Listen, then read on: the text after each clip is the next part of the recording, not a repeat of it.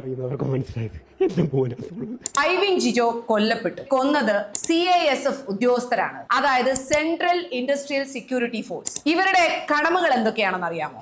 വ്യവസായ സുരക്ഷ, വിമാനത്താവളത്തിന്റെ സുരക്ഷ, മെട്രോ റെയിൽ സുരക്ഷ, വിശിഷ്ട വ്യക്തികളുടെ സുരക്ഷ, ദുരന്ത നിവാരണവും രക്ഷാപ്രവർത്തനം, internal security and law and order, protection of government buildings. ഇങ്ങനെ പോകുന്നു ഇവരുടെ ഡ്യൂട്ടികൾ. ഈ ഡ്യൂട്ടിയൊക്കെ ചെയ്യുന്നവർ പാവപ്പെട്ട ഒരു പയ്യനെ നിഷ്ഠൂരമായി കൊലപ്പെടുത്തി. 24 വയസ്സേ ഉണ്ടായിരുന്നുള്ളൂ ഐവിന്. എയർപോർട്ടിലേക്ക് ഫുഡ് സപ്ലൈ ചെയ്യുന്ന ഒരു കമ്പനിയിലെ ഷെഫായിട്ടായിരുന്നു വർക്ക് ചെയ്തിരുന്നത്. നൈറ്റ് ഡ്യൂട്ടി ആയിരുന്നു അവൻ ഉണ്ടായിരുന്നത്.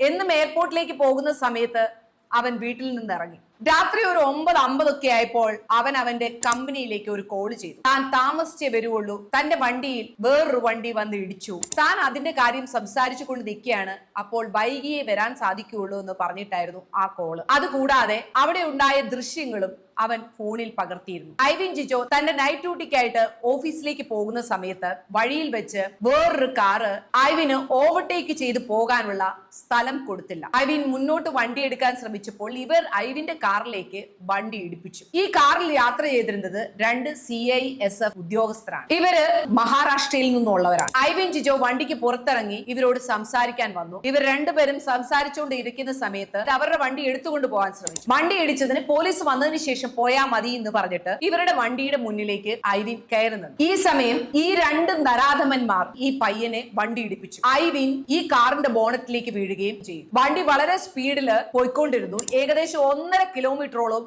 ഈ വണ്ടി ഐവിനെ ബോണറ്റിലിട്ട് ഇവര് ഓടിച്ചു. ഈ സമയത്തൊക്കെ ആരെങ്കിലും ഒന്ന് രക്ഷിക്കണം എന്ന് പറഞ്ഞ് ഐവിൻ കരഞ്ഞു വിളിക്കുന്നുണ്ടായിരുന്നു. അവനെ ബോണറ്റിൽ താങ്ങി വണ്ടി ഓടിച്ചതിന് ശേഷം ഇവര് വളരെ സ്പീഡിൽ ബ്രേക്ക് ഇടുകയും ഇവൻ ബോണറ്റിൽ നിന്ന് തെറിച്ച് താഴേക്ക് വീഴുകയും ചെയ്തു. ഈ സമയത്ത് ഐവിന് വലിയൊരു ഹെഡ് ഇഞ്ചുറി ഉണ്ടാവുന്നുണ്ട്. ഇതിനുശേഷവും ഇവർക്ക് കൈയടങ്ങാതെ ഇവര് ഐവിന്റെ മുകളിലൂടെ വണ്ടി കയറ്റിയിറക്കി മുന്നോട്ട് പോയി. ഹെഡ് ഇഞ്ചുറി കൂടാതെ കൈ ഒടിഞ്ഞിരുന്നു, മുഖമാസകലം ചതഞ്ഞിരുന്നു. റോഡിൽ ദാരുണമായ അവസ്ഥയിൽ കിടന്നിരുന്ന ഐവിനെ അവിടെയുള്ള നാട്ടുകാർ ചേർന്ന് ഹോസ്പിറ്റലിൽ എത്തിച്ചു. പക്ഷേ അവിടെ വെച്ച് ഐവിൻ മരണപ്പെട്ടു. നമ്മളെ സംരക്ഷിക്കേണ്ട ചുമതലയുള്ള 2 ഉദ്യോഗസ്ഥരാണ് ഐവിനെ ഇങ്ങനെ ദാരുണമായി കൊല ചെയ്തത്. ഇപ്പോ ഇവരെ രണ്ടുപേരെയും സസ്പെൻഡ് ചെയ്തിട്ടുണ്ട്, 2 പേരെയും അറസ്റ്റും ചെയ്തിട്ടുണ്ട്. എന്തൊക്കെയാണെങ്കിലും നാളെ ജാമ്യത്തിൽ എന്ന് പറഞ്ഞ് ഐവിന്റെ മാതാപിതാക്കൾക്ക് വേദനയും കണ്ണീരുമായിട്ട് ഇവർ പുറത്തിറങ്ങി നടക്കും. അങ്ങനെ ഉണ്ടാവരുത്. കാരണം ഇത് ചെയ്തിരിക്കുന്നത് CISF ഉദ്യോഗസ്ഥരാണ്. അതുകൊണ്ട് തന്നെ ഈ കേസിൽ സാധാരണ ആൾക്കാർക്ക് കിട്ടുന്ന ശിക്ഷാ നടപടികൾ അല്ല